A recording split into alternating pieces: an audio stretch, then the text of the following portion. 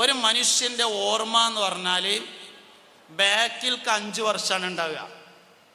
നമ്മളിപ്പോൾ നോർമലി ഇങ്ങനെ ആലോചിച്ചാൽ ബാക്കിൽക്ക് 5 കൊല്ലം കിട്ടുക ആലോചിച്ചാൽ. പിന്നെ നല്ല ഓർമ്മ ശക്തിയുള്ളവർക്ക് 8 വയസ്സ് വരെ കിട്ടും. 8 വയസ്സിൻ്റെ അപ്പുറത്ത് കിട്ടൂല.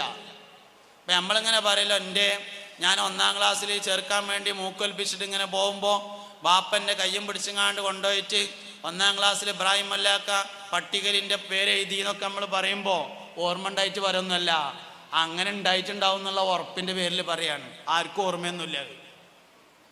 1-ാം ക്ലാസ്സിൽ വാപ്പ കയ്യും പിടിച്ചാണ്ട് കൊണ്ടുപോയത് ഓർമ്മ ഉണ്ടോ? അപൂർവമായി ആർക്കെങ്കിലും ഓർമ്മ ഉണ്ടെങ്കിൽ ഉണ്ടാവും. സാധാരണഗതിയിൽ ഒരു മനുഷ്യനത് ഓർമ്മ ഉണ്ടാവില്ല. 8 വയസ്സിന് മുമ്പേക്ക് ഓർമ്മ പോവില്ല. എന്താ കാരണം 8 വയസ്സിന് മുമ്പേക്ക് പോകാതിരിക്കാൻ കാരണം, 8 വയസ്സിന് മുമ്പേ നമുക്ക് ആരോടും ദേഷ്യം ഉണ്ടായിരുന്നില്ല, നമുക്ക് ഈറല്ല, കുനിട്ടില്ല, പോരില്ല, ഗൈബത്തില്ല, നമീമത്തില്ല, ഒന്നുമില്ല. അതൊക്കെ 8 വയസ്സ് കഴിഞ്ഞ് തുടങ്ങിയതാണ്. ഒരു മനുഷ്യൻ നന്നാവുക എന്ന് പറഞ്ഞാൽ 8 വയസ്സിന് മുമ്പുള്ള അവൻ്റെ മാനസികാവസ്ഥയിലേക്ക് തിരിച്ചു പോകുന്നതിനാണ് ഒരു മനുഷ്യൻ നന്നാവുക എന്ന അർത്ഥത്തിൽ പറയുന്നത്. എന്നാൽ നബിതങ്ങൾക്ക് ഓർമ്മ ഉണ്ടായിരുന്നു സല്ലല്ലാഹു അലൈഹി വസല്ലം. നമ്മളമ്മ നമ്മളെ പ്രസവിക്കുന്ന സമയത്ത് ഏറ്റവും ചുരുങ്ങിയത് 3 ആൾ അവിടെ ഉണ്ടാവും. ഏറ്റവും ചുരുങ്ങിയത് 3 ആളുണ്ടാവും. പക്ഷെ നമുക്ക് ആ 3 ആളെ ഓർമ്മയില്ല. ഉമ്മാക്കും ഓർമ്മയില്ല.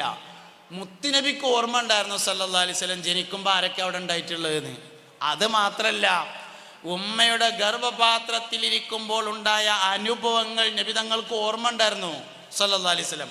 കുന്തു നബിയ്യൻ വൽ ആദമു ബൈനൽ മാഇ വത്തീൻ. ആദം നബി അലൈഹിസ്സലാം സ്വർഗത്തിന്റെ ചെരുവിൽ മണ്ണും ചളിയുമായി കിടക്കുമ്പോൾ അള്ളാഹു എന്നെ നബിയാക്കി നിയോഗിച്ചിട്ടുണ്ടായിരുന്നു എന്ന് അഷ്റഫുൽ വറ ഹബീബുനാ റസൂലുള്ളാഹി സല്ലല്ലാഹു അലൈഹി വസല്ലം പറഞ്ഞിട്ടുണ്ട്. അപ്പം അതുകൊണ്ട് ഓർമ്മയുടെ മഹാത്ഭുതമാണ് മുഹമ്മദ് നബി സല്ലല്ലാഹു അലൈഹി വസല്ലം. ഏറ്റവും വലിയ ഓർമ്മ എന്ന് പറഞ്ഞാൽ ഉമ്മാനെ ഓർക്കലാണ്. കാരണം 9 മാസം താഴെ ഇറങ്ങാതെ നമ്മൾ ഇരുന്ന ഒരേ ഒരു സ്ഥലം മാത്രമേ ഉണ്ടാവുള്ളൂ, അത് ഉമ്മാൻ്റെ ഉദരമാണ്. വേറെ ഓടി നമ്മൾ താഴെ തീരെ ഇറങ്ങാതെ ഒരു സ്ഥലത്തും ഇരുന്നിട്ടില്ല. ഒരു മനുഷ്യൻ്റെ ശരീരത്തിൽ മറ്റൊരു മനുഷ്യൻ വളർന്നു വരുന്നതിൻ്റെ അസ്വസ്ഥത. ഇപ്പം നമ്മളെല്ലാവരും ഇങ്ങനെ ഇരിക്കുകയാണല്ലോ. ഈ ഇരിക്കുമ്പോൾ ഞാനിങ്ങനെ കൈ എടുത്തിട്ട് ഇങ്ങനെ തോളിൽ വെച്ചാൽ കുറച്ച് കഴിയുമ്പോൾ ആ കൈ ഇങ്ങനെ ഇറക്കി വെച്ച് തരും. നമ്മൾ ബസ് കയറി പെരിന്തൽമണ്ണ കോഴിക്കോട്ടേക്ക് ബസ് കയറിയാൽ ആദ്യം ആരുമില്ലാത്ത സീറ്റ് ഉണ്ടോയെന്നാണ് നോക്കുക. ആരുമില്ലാത്ത സീറ്റ് ഇല്ലെങ്കിൽ ഒരാൾ മാത്രം ഇരിക്കണ സീറ്റിൻ്റെ അപ്പുറത്തിരിക്കും.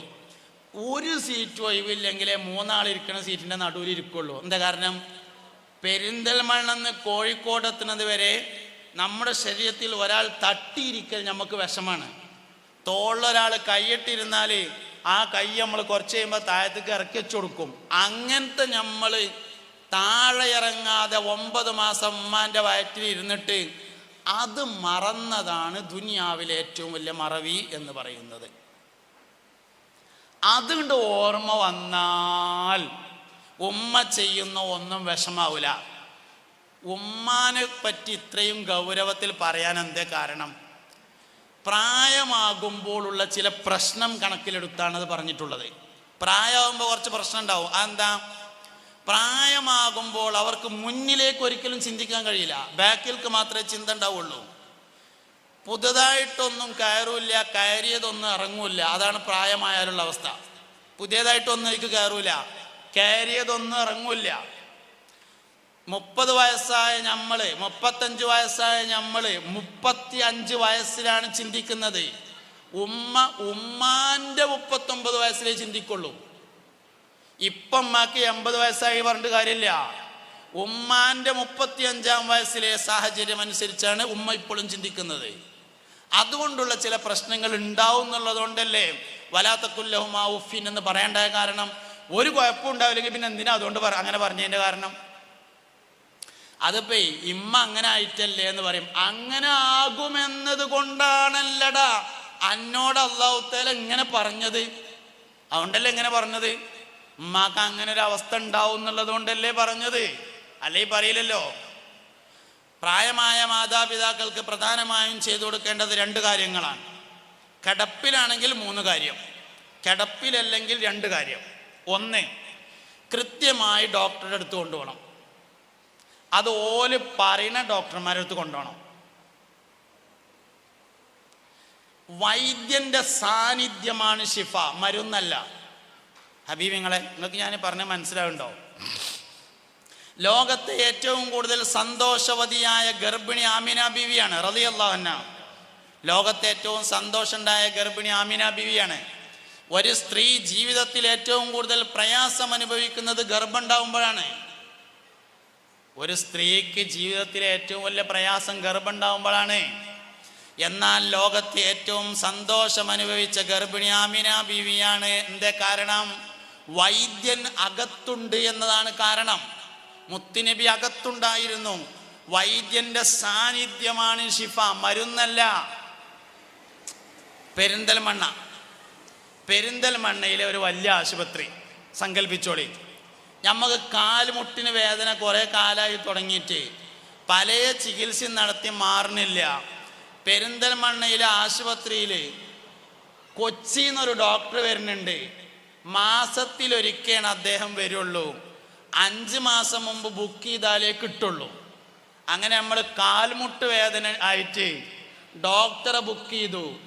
അടുത്ത മാസം 22-ാം തീയതി ടോക്കൺ നമ്പർ 15 ഉച്ചക്ക് 12 മണിക്ക് വരാൻ വേണ്ടി പറഞ്ഞു. അടുത്ത മാസം 29-ാം തീയതി നമ്മൾ രാവിലെ തന്നെ പുറപ്പെട്ട് ആശുപത്രിയിൽ പോയി കാത്തു നിന്നു. 15-ആണ് ടോക്കൺ വിളിക്കാനാകുമ്പോഴേക്ക് കാൽമുട്ട് വേദന മാറിയിരിക്കും. പിന്നെ റൂമൊക്കെ കയറിയിട്ട് പടച്ചോനെ എന്താപ്പം ഞാൻ കാട്ട, ഈ കാലിന് തന്നെ അല്ലായിരുന്നു ഇപ്പം ആ വേദന, നമ്മളൊന്ന് മേടി വെക്കും. എന്താ കാരണം? ക്വാളിറ്റിയുള്ള വൈദ്യന്റെ സാന്നിധ്യമാണ് ശിഫ, മരുന്നല്ല. അതുകൊണ്ട് വാപ്പാനിമാരും ഡോക്ടർമാരുടെ അടുത്ത് കൊണ്ടുപോകണം. മരുന്ന് പോലും പറഞ്ഞാ വാങ്ങിയാൽ മതി, ഇല്ലെങ്കിൽ വാങ്ങണ്ട. വൈദ്യന്റെ സാന്നിധ്യമാണ് ശിഫ എന്ന് പറയുന്നത്. മെഡിക്കൽ ഷാപ്പിൽ നിന്ന് മരുന്ന് വാങ്ങിക്കൊടുന്നു കൊടുത്തിട്ട് കാര്യമില്ലാന്ന്. പടച്ചോനെ, നിങ്ങൾക്കിത് മനസ്സിലായില്ലെങ്കിൽ ഇങ്ങോട്ട് മനസ്സിലാവൂല്ല കേട്ടോ. അപ്പോൾ ഒന്നാമത്തെ കാര്യം അതാണ്. രണ്ടാമത്തെ കാര്യം എന്ന് പറയുന്നത്, പുരുഷന്മാർക്ക് സ്ത്രീയും സ്ത്രീക്ക് പുരുഷനും വേണം. ഒരു ക്രമം അങ്ങനെയാണ്. ആണിന് പെണ്ണ് വേണം, പെണ്ണിന് ആണ് വേണം. അതിന് അല്ലാഹു തആല ഏർപ്പെടുത്തിയിട്ടുള്ള സംവിധാനം, വിവാഹം വരെ ആൺകുട്ടികൾക്ക് ഉമ്മയും പെൺകുട്ടികൾക്ക് വാപ്പയുമാണ്. പെൺകുട്ടികൾ കേടുന്ന കാരണം വാപ്പയാണ്, ആൺകുട്ടികൾ കേടുന്ന കാരണം ഉമ്മയാണ്. ആൺകുട്ടികളെ നന്നായി നോക്കേണ്ടത് ഉമ്മയും പെൺകുട്ടികളെ നന്നായി നോക്കേണ്ടത് വാപ്പയുമാണ്. അങ്ങനെയാണ് ആ സംവിധാനം ഉള്ളത്. പെൺകുട്ടികൾ കോളേജ് വിട്ടിട്ട് വരുമ്പോൾ സിറ്റ് ഔട്ടിൽ കൂടിയേ വരിക. ആൺകുട്ടികൾ കോളേജ് ഇട്ട് വരുമ്പോൾ അടുക്കളയിൽ കൂടിയേ വരിക. ആൺകുട്ടികൾക്ക് ഉമ്മയാണ്, പെൺകുട്ടികൾക്ക് വാപ്പയാണ്. വിവാഹത്തിന് ശേഷം ഭാര്യക്ക് ഭർത്താവും ഭർത്താവിന് ഭാര്യയുമാണ്. രണ്ടിൽ ഒരാൾ മരിച്ചാൽ വാപ്പാക്ക് പെൺകുട്ടികളും ഉമ്മാക്ക് ആൺകുട്ടികളുമാണ് പിന്നീട് തുണയുണ്ടായിരിക്കുക. അതുകൊണ്ട് വാപ്പാരാണ് സുഖമില്ലാതെ കിടക്കുന്നതെങ്കിൽ പെങ്ങന്മാരെ ഇടക്കിടക്ക് കൊടുന്ന് നിർത്തണം. ഉമ്മാരാണ് സുഖമില്ലാതെ കിടക്കുന്നതെങ്കിൽ ആൺകുട്ടികളുടെ അടുക്കൽ താമസിപ്പിക്കണം. കാരണം പെണ്ണിനാണും ആണിന് പെണ്ണും എന്നത് അള്ളാന്റെ ദുനിയാവിലെ ക്രമമാണ്. ആ ക്രമത്തിന് വെച്ചിട്ടുള്ള സംവിധാനം ഇങ്ങനെയാണ്.